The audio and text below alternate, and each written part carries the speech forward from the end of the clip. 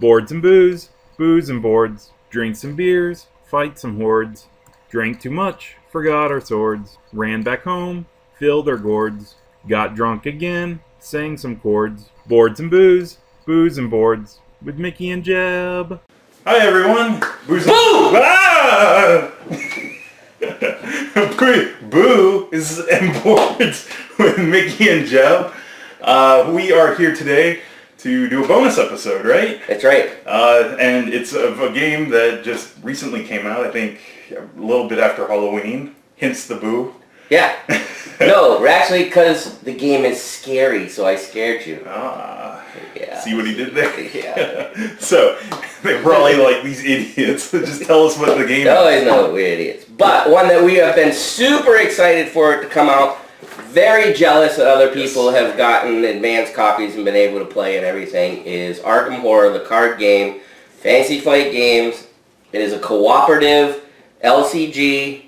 Oh, sounds familiar, right? Oh, another one of our favorite games, Lord of the Rings, a card game, is the same concept. And this is by Nate French and Matthew Newman. It is in the Lovecraft universe, right? It is H.P. Lovecraft universe with the Arkham and Cthulhu and all those horror type stories. Things. and this won't be the first time that Jeb and I have played it. We've already played it a couple times. So we wanted to run through to make sure we got everything correct. So hopefully you get to see genuine gameplay, but hopefully we have the rules down enough so that it'll be very clear. So people that haven't had a chance to play it yet, hopefully we can help you out with that. One thing to note is that in the box it recommends 2 characters to play as. We're going to play as 2 different characters so that you guys at home can play as the 2 that the box recommends, and you can see how the other people play as if you don't have the time to go through and play it. We figured we'd change it up just a little bit. It doesn't hurt learning the game at all. Right.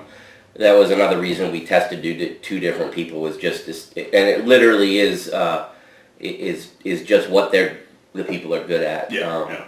So, but you know, it's gonna be a good one. Yeah, it's 1 to 4 players, but it can only do 3 and 4 players if you have a second core. That's right? correct. And in true Fantasy Flight Games, if you want to be able to totally deck build out of the core box, you're gonna need a second one anyways. We'll get into deck building later on, but just as an aside, you'll need 2 if you want to go full out deck building with the core. Which is better than other games, right? It is better. It's not 3, as in some of the other games. Yeah. And also, I'm assuming that they'll be nice to us after the original core, and then everything will come with the copies of the cards that you need. So, without further ado, so that we can play again, because I'm going to hint that we kind of like the game. But anyways, we will get to components and overview, and once we think you're ready, we'll take you through a game of Arkham Horror, the card game. So, to begin, we'll talk about the Chaos tokens, which, Mickey, you want to point those out? Alright, we've got Chaos tokens right here. All kinds of stuff. Yep. So, basically, in this game, the Chaos tokens, you will need a bag or a container or box top or whatever. We're using a nice old Crown Royal bag in this situation. Anyways, the point is, this is how, if you've played any other Arkham type of games, this is how you're going to do your skill checks. We'll explain it in more detail later, but these have some special characters. These have various numerical amounts. Whatever scenario you're playing is going to tell you how many of these and which ones to put into the bag based on the difficulty level that you want to play it at. And there's 4 difficulty levels that they give. So the levels that you can play at, again, it'll determine what gets put into the bag. You can play on easy mode, standard mode, hard mode, or expert mode. And the funny parts are, the easy is, I want to experience the story. Standard, I want a challenge. Hard, I want a true nightmare. Expert, I want Arkham Horror. So Again, if you played any of these games before with this theme, you probably have a good idea that you can make it pretty difficult on yourself. Okay, the next two things are the damage tokens and the horror tokens, which I think like all Arkham games, all your characters can take damage or take horror. Right. I think the only difference is sometimes they call it sanity in some of the games, right. But it's the same exact thing. These little hearts represent the damage. You have 1s and 3s, and the same with the horrors. The brains represent the horrors, and they are also in 1 and 3s. Next up are the resource tokens, which are used to pay for cards. They're pretty much just like a box. This is basically your money in the game, so to speak, to pay for cards and other things, and they look just like a random box, like Jeb said. The other things are the clue and doom tokens, which are actually double-sided. So Mickey's going to point that out. So we have approximately half on each side. These green ones are clue tokens. The red ones are doom tokens, excuse me. And as you can see, they are double-sided, so you can just grab one for whatever, whenever you need the doom or the clue, and it'll be there no matter which one you pick. Next up are the investigator cards and the investigator mini cards. I am going to slide this over so you guys can see the cards coming out. So this is what an investigator card looks like. They are double-sided. There is actually important information on there's most of it's flavor, but there is important information about deck building on the back, but it does give you a synopsis of your character. And we'll be going into detail later on all the cards. And there's the mini card. Your mini card has the same artwork, and the mini card is basically for moving around the board. One of the interesting aspects of this game is it's a card game, and you actually do kind of move around the board. Yep. And then also on the mini card, on the back side is the black and white version. Yep. Where it represents when you're done with your action. Right. So if you've got 4 people playing, it makes it nice. Jeb and I have we'll try to make sure that we flip them during our game, but with 2 people, I didn't find it hard to remember that we've already gone or not. Because this game does not play in a specific order. That's one of the reasons they do this. Because once it's the investigators' turns, they can go in any order they want. So that's why they do this, so you don't forget who's already gone. Right? Next up are player cards, which... cards? We'll just show the back of them. We're going to show the back. I'll fan it real quick so you can... Well, that's an investigator, but multiple things that we'll get into later. But those are the player card backs. Then there are the scenario cards. The scenario cards. So in this case, we have the act stack and the agenda. This is basically the bad guys, and this is basically you. I won't totally call it good and bad because it kind of depends on what's the story's going and everything. But in general, this is what you're trying to accomplish, and this is what the game's trying to accomplish. And then there is an associated scenario reference card that goes with it. So. Which is also a double-sided card for the difficulty of play. One side is easy and standard, the other side is hard and expert. This basically gives you a reference on what these special characters do to you if you draw them during the game. Then there are location cards.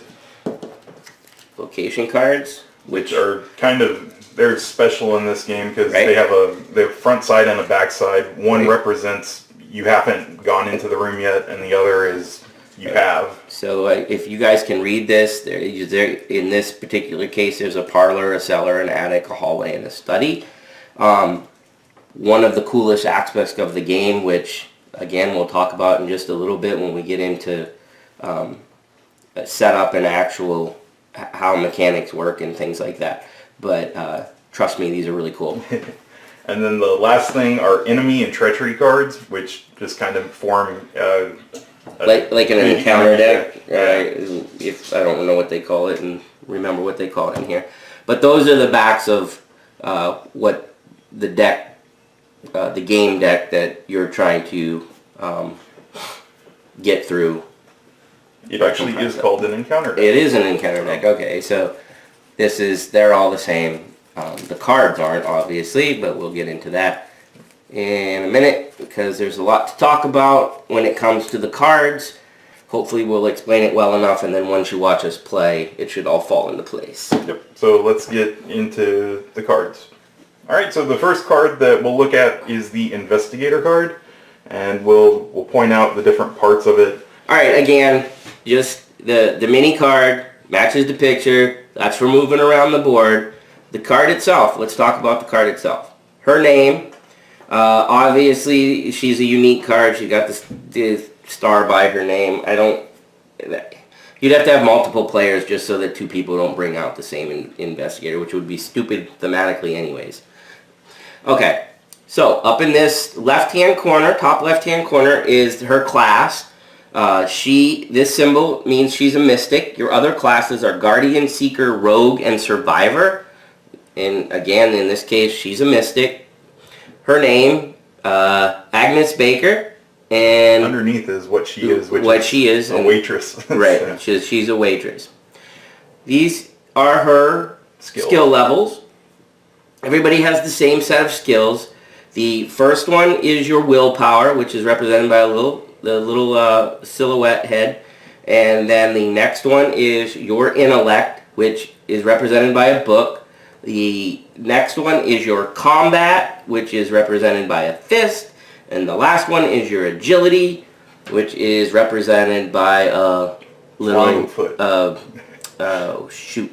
Who's the god? And the last time I watched the Hercules movie was like... What the heck? Why is it right on the tip of my tongue? Anyways, okay, so... Not Hermes, is it? The fast guy. I don't know. Achilles. Achilles he got shot. Yes, because he got shot in the foot. But he's not the god. I thought there was a god that was... Well, that's what I was talking about. Oh, okay. Anyways. They're like, shut up, guys. Who cares? Get back to the Who card. cares? You know what? We're going to get corrected on that crap, too, because we probably don't know what we're talking about. Yeah. Alright, so anyways, those are your skill sets. There is a wild, right, which is a question mark, but that comes up on other cards. I don't think... None of the characters actually have a question mark up there, so... Well, that would be kind of silly. Yeah, I know. Yeah. Anyways, so those are the skill levels. Down here are her abilities, and down here are her life and her horror. And of course, if either of those go to 0, she's eliminated. And also there is a bold word, which for her is sorcerer, which I guess comes into play on some cards. I'd have to see. It's a trait. Yeah. Other cards will have traits, but she's a sorcerer. You want to go over what she can do, Jeb, real quick? Yeah, so her, I guess we should say what these symbols are. Sure. There's 3 different timing triggers. There's an action trigger, a free trigger, and a reaction trigger. So an action trigger is just an arrow, and that means it costs an action to use it.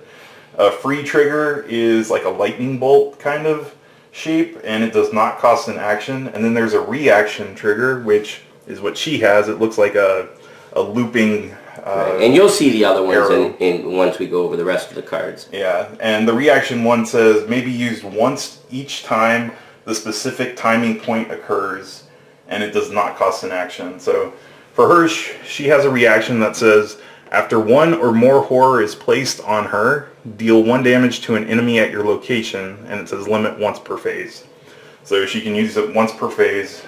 And then underneath that is the, what is it called? And all the cards have this effect too, which is it's the elder sign from the other game. So I'm assuming it's an elder sign in this game. It's this. It represents when you pull this token from the bag. Right. What happens, and it says for her the effect is a +1 for each horror that is on her. So if she had 7 horror, because if she had 8, she's dead. If she had 7, then it would be a +7 to her skill. Right. So the +1 is basically a +1 added to whatever skill check you're trying to do. Because again, remember we told you real quick that those tokens that you pick out of the bag are how you're going to test your skill. So that's in addition to that. Yep. And then on the back of her card, it has her name again, her, what is it, class? It has her class, her name again, what she is. And then the important part of the back is the deck building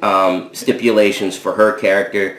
I'm not going to go into detail on this right this second, but in general, real quick, the deck size, which in this game is just 30, then the conditions that you're allowed to use for this character, and then any specific requirements that she must have in her deck. Again, we can touch on that later because it's actually a pretty cool mechanic in this for deck building. Also, and Jeb wants to say something else. At the bottom is flavor text, which is actually pretty cool because like we play Lord of the Rings, and I don't think there's as much flavor text. But then again, it's Lord of the Rings, so I mean, people know about them. But still, I found it pretty cool that they have a good amount of flavor that you can read about your character. Yeah, and the game is very story driven. So if you can get into your character, and the rulebook actually recommends that you try to role play this game and not just sit there and go, "Hey, I have this card, you have this card." They tell you not to do that, and it really does make for a better experience. And then that is the round, or the what is it called? Round sequence. The round sequence card? Yeah. No, player reference card. Oh, yeah. Yeah. But I wanted to know what the title of it was. All right. But yeah, so on one side is the round sequence, which it breaks down all the phases of a round, which is really helpful because it beats having to look in the book every time. Yeah, and you'll get these by heart if you play a few times, and you'll remember what they are. Real quick, though, phase 1 is the Mythos phase, which you don't do in the first round. The second phase is the investigator phase, the third phase is the enemy phase, and the last phase is the upkeep phase. And then on the back are the actions that you can do on your turn. And what is it? There's draw, play a card, activate, move, investigate, fight, engage, which are all things we'll go over in a little bit. And there's those symbols that Jeb was talking about, which is the free action, or a free trigger, or however they say it, and the reaction, and then... at the very bottom, it's really helpful because when you're engaged with an enemy in this game, it limits the actions that you can do, and at the bottom of this card, it tells you what you're allowed to do if you're engaged. So it's a reminder, so it's kind of one of those things that's easy to forget, so they give you an extra reminder for that right on the card. All right, so we're going to start going over the different types of player cards. We'll do it kind of quickly because they're pretty similar.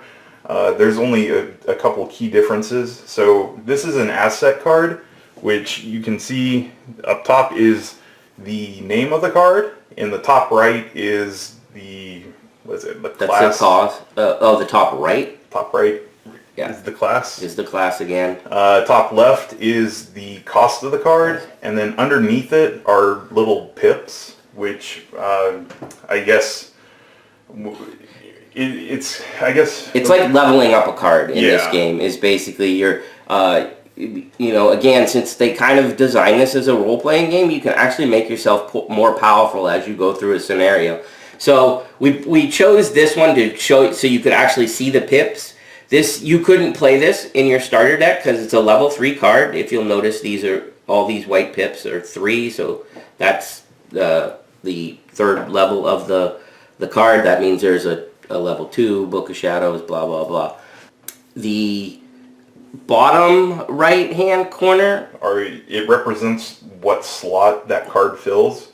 And in this game, there are a finite amount of slots that each investigator gets. So you get 1 ally slot, 1 body slot, 1 accessory slot, 2 hand slots, and 2 arcane slots.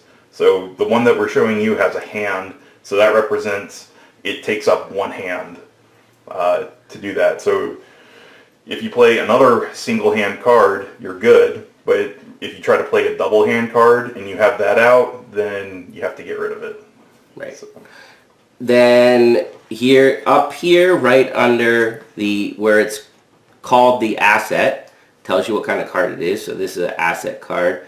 We have the skill icons. Okay, these don't represent anything in terms of once you play this card as what it is.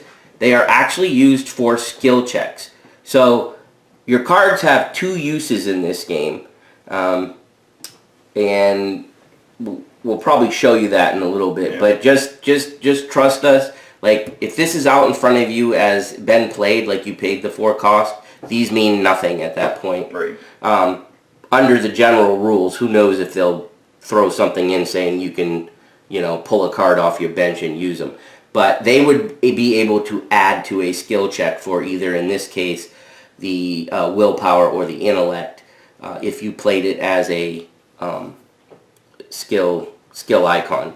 And then the last thing, I guess, are the traits and the effect. So the traits on this one are item and tome, and then it has an effect that actually this one has the action symbol, which means you can spend an action to do this, and it says exhaust Book of Shadows, add 1 charge to a spell asset you control. Which, this is actually another good example of another mechanic in the game, because this does have the exhaust feature. The exhaust feature is turn the card 90 degrees. It will reset at the end of the round. Yep. So, in general, that's obviously there'll be different effects and things like that, but that's in general what an asset card is. I think the most important part of the asset cards are where the slots that you can place them in, which is really cool because it actually makes you consider what you can carry around. Yeah. You cannot have 4,000 attachments like you can in Star Wars and stuff like that. Yeah. And the leveling up of the cards is very cool too. So. All right, the next card is a skill card, which, unlike an asset, cannot be played. It can only be used during skill tests. Right. And so, as you can see up in the top left, there's no cost. So that kind of reminds you that you can't actually play it. Right. But it does have the skill, and it does have a trait, and it'll have an effect. Usually the effect is something good for you if you succeed during the skill check. And the skill checks can be played by either player. The distinguishing factor is that whoever player's turn, they can play as many skill icons on a check as they want. Your partner, if they're in the same location, can only play 1 card to add to the skill check. So in this particular case, it has a willpower skill. If I played this card, I would get it a +1 to my willpower. And if just read what it does, if this skill test is successful, heal 1 horror. So that's the bonus you get if this helps you during that check. All right, next up are event cards, which I guess it's pretty much similar to an asset. The big difference is that it says event under the cost, and unlike an asset, it doesn't sit in front of you. You just play it and it happens. So it's like an event card like in any other game, or I forgot what it's called in Magic, Instant. An instant, yeah. That is very similar to what it is. If there's a particular time when you can use it, the card will tell you. Yeah. This one is an evade card, so you're not going to use the evade card during well, I mean, when you play like the Mythos phase or something like that. If it was specifically for combat, it would say you can only use it in combat. They're pretty self-explanatory. Once you see us play, you'll know when you can evade. But anyways, this is a spell. It also, again, has this, you don't have to use it in an event. You could use the skill icons to do that. And its class symbol is actually in the middle of the card in this place. They did a good job of moving stuff around, so like once your eyes get used to the cards, you'll know what kind of card you have in your hand pretty fast. And then the last card that we'll talk about are the base, or I guess weakness cards. There's a basic weakness, and then I forgot what the other one's called. It's like it just says weakness. So each investigator comes with a special weakness, but then there's also a basic weakness that gets added to your deck when you do the deck building. So on a weakness card, it has the name of it. It says basic weakness. There's a trait, which is madness, And then this thing called Revelation, which it's just when you reveal it. This one says discard all your resources. So this card is, as you can see, an investigator card. So it's in your investigator deck. And this little symbol here is what Jeb was talking about, making it, aside from the basic, from that symbol that it's also one of the basics. Okay. And then, so what happens is when you draw this card from your deck, it automatically goes off, and since it's a weakness, bad stuff happens. So, as I said, that one makes you discard all your resources. This is what a special one looks like. Notice no symbol, and it says straight up weakness, not basic weakness. Yeah. Another cool aspects is when you do the randomization and you don't do the initial deck building once you're doing your own decks. Like Jeb said, you take all the basic ones, you shuffle them up, and you randomly take one. So you don't know how bad it's going to be for your character. It could be you could end up picking the thing that it's the worst at, and you could really screw yourself over. And so in your investigator deck, when you build it, you have your deck size, and then it tells you in the requirements that you have to add certain cards, and usually it's like a special weakness, or just the weakness for that investigator, and then a random basic weakness. So you're sitting with a deck that has 2 weaknesses that if you draw one, bad stuff happens. So that's it for the investigator cards. Next up are the scenario cards. So the first thing I guess we'll talk about is the agenda card. Okay. And the agenda cards are... That is, if you remember, the thing that keeps track of the bad guys, or well, kind of like the bad guy, what you're fighting against. You don't want this stuff to happen because it's usually bad.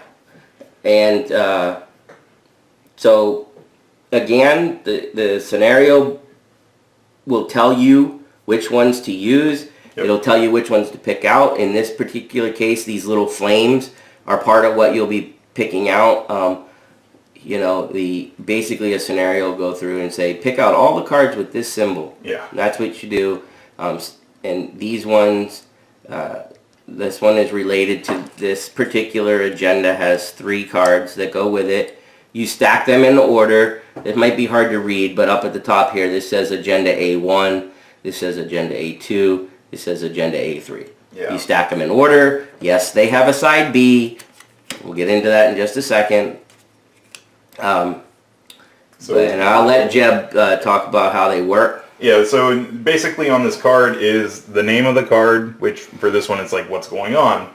So you would read all the text to kind of give the story element of what's happening in this scenario, which we'll read it later. Yeah, but more so than probably any other, Lord of the Rings. More so than in, if you're familiar with Lord of the Rings, more so in this game, really not. The story's awesome, but it actually gives you clues when you read these things, so you can't just jump in and look at what Jeb's going to tell you in a second and be like, okay, all I got to do is plow through that, because you won't. You really need to know what's going on. Yeah. So there's all the text on what's happening, and then in the bottom left corner, if you see there's a number 3. That is how many Doom tokens it will take for this to be completed, and then it gets flipped. So really quick, in the Mythos phase is when you would put on a Doom token. So you just throw it on. In general, it will make, sometimes you'll get told to put more. Yeah. So once 3 of these are on it, it instantly flips. So you would flip it over, and I guess you could read the side if you want. Yep, there's more flavor text on what's going on, and then it'll screw you over. Yeah, then there's the effect of what happens after it flips, which has been bad every time we do it. So that is the agenda card. Next up are the act cards, which are better because sort of better because it progresses the story. They both progress the story. It's just that this is things getting really bad quickly, and this is kind of like you racing against the bad stuff. Yeah. I think that's a good way to say it, don't you think? Yeah. And there might be some special stuff that happens that's good. Right. That's probably the only good stuff that'll ever happen. Probably. So, like the scenario card, you have, it says Act 1A up in the top. There's 3 of them for this one. Then there's the symbol for when you do the building of the scenario. Underneath that is the name of it, and then, as Mickey said, the flavor text that gives clues, which is helpful. Right. And then finally, in the bottom right, there is it says 2, and then there's a little picture of an investigator head, and that in this game represents the number of investigators at the beginning of the game. So it's a multiplier. Yep. So every time you see that little investigator head, it looks like a guy in a shroud, kind of, I think. Maybe not. I thought it was like a dude in a detective hat. Maybe it is. Yeah, Jeb's right. Haha, Mickey said it. But anyway. The shroud's actually the bad guy. Yeah. But anyways, yes, it's the detective thing. So the important thing to remember is that it's a multiplier. So Yep. if you see 2, and then you see, or any number, and you see a detective head, you take the number of players. So in Jeb and I's case, it's going to be 2. Yep. And as we found out, it's the number of investigators that started the game. True. Because if somebody dies, you don't reduce the multiplier. It's always going to be how many people start. Yeah. So in this case, if it's a 2-player game, we take the 2 and multiply it by the 2 players. So this card, the way this works, like the scenario, or no, the agenda cards, instead of taking chaos tokens, or doom tokens, It takes this clues. takes clue tokens. Which look like those, which we showed you earlier. Yep. And so in this particular case, if there was 2 people playing, this card would need 4 to advance the card to the other side, read that, and continue on. If you get to play with 4, you would need 8. So one of the cool things about the clue tokens, though, unlike where Jeb told you about the Mythos token going on, these don't automatically go on. You have to find the clues. You have to investigate. That's for right. clues. You have to investigate. Now, one of the nice things they did is that, so the 4 clue tokens can come in aggregate from all the players. You don't. It's a combined effort, so it's not like, oh, you know, I was able to find 1 and then Jeb was able to find 3. Now we're stuck until somebody finds another one. No, we can both put in the clues and advance the act. And one thing to note is that you do not have to be in the same room to spin them. There are certain cards that will actually say that you have to be in the same location to advance do the it. scenario. Yes. So, In general, as written in the rule book, as soon as you get during any player's phase, you can collectively spend the number of clues to advance that card unless something tells you otherwise. Yep. And then one thing I know I didn't mention, like the agenda cards, once you read the back and do everything it says, you'll set this card out of the game, and then you'll read the next one. And then that sets up for your next act or agenda. So those are the act and agenda cards. Next up is the scenario reference card, which is pretty quick. Yeah, because we talked about it real quick because it is so easy. This goes again. There's that symbol again for. We actually are showing you the first, the one we're gonna play. So this is the one that has the little torch. It's called the Gathering. Easy standard size, and the hard difficult side. And the only difference in the 2 sides is what effect these 3 in this particular scenario. What effects these 3 tokens have, which are this guy, if you can't see the card, and Jeb's going to put that guy, Tome. and then Mr. Skeleton. Oh, here it is. There it is. So those are the ones that are used in the opening one. You can tell by this card, you know at least those are going in. Now, how many are going in, that depends on the difficulty level you want to play. So that's it for the scenario reference card. Next up are the location cards. So you got that. So I guess we'll just look at one to start. And we'll bring some in because they actually interact with each other. So for the location card, up top is the name. To the left is a circle and a color that kind of represents it. We'll talk about that in a second. Underneath the name of the card is a little lock symbol, and that is On one side of the card. Yeah, that's one side that represents that room has not been accessed yet or revealed. Revealed is how they say it. So, on the unrevealed side, it's the lock, and then down here it says location, and then there's some flavor text. So, when an investigator goes into this room, you'll flip it over. Or starts the game. Yeah. Which is the same as going in, but if it tells you, like if you're starting in a room during setup, then it flips. Yep. So, if this gets flipped, as you can see, there's no lock under the name, so that means it's been revealed. On the left side is the number 2, which is the shroud value of the room.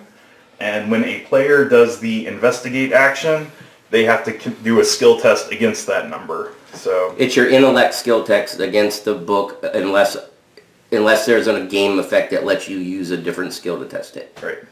And then on the right side is a number 2 with the investigator head multiplier symbol. So in case of a 2-player game, it would be 2 times 2 is 4. And what this value is the number of clue tokens that get placed on the location when you enter it. So if I go into the study, I flip the card over and then put the 4 tokens, since it's a 2-player game. They automatically go on as soon as that thing is revealed, and they stay on there unless the game effect or you find them or whatever. But they represent the number of clues that you can find in that room. Yep. And then in the middle there is some flavor text. All right, so we're done with the study because that was actually a bad example. So no, it wasn't a bad example in terms of telling you what a card was. But now we're going to discuss this.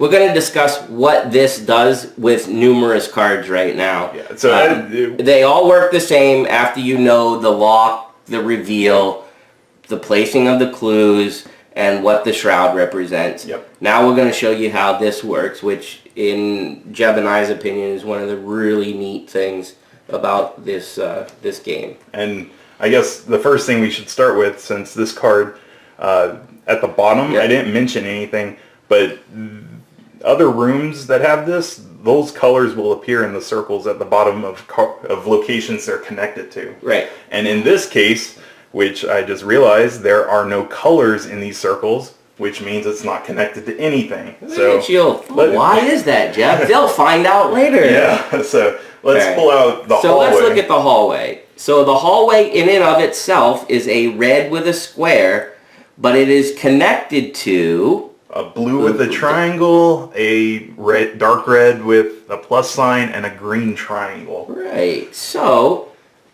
let's take a look at the parlor. So it's not revealed. The thing, but yeah, the parlor is a green diamond. So notice how the green connects to it, and then this card itself connects back to the hallway. So that means investigators are able to move between these 2 places. Yep. The next card that Mickey has is the attic. Let me put it the right way so Jeb doesn't yell at me.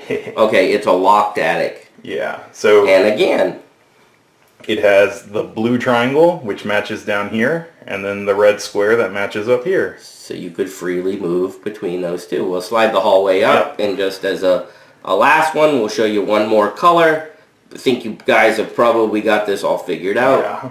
But as you can see, red connects to the hallway, and the dark red, brown, maroon, whatever, with a plus connects to the hallway also. So in this particular case, you can move from all these rooms into the hallway. But notice you cannot go from parlor to cellar because the cellar doesn't have any green, and the parlor doesn't have any dark brown with a plus. Yep. These are not connected rooms. You cannot move from here to here, or here to here, or here to here.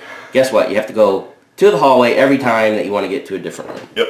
So that's a perfect example. It's like a real house. Right. So that's like a really perfect example of how they put together the connecting elements of the game, and that's how those all work.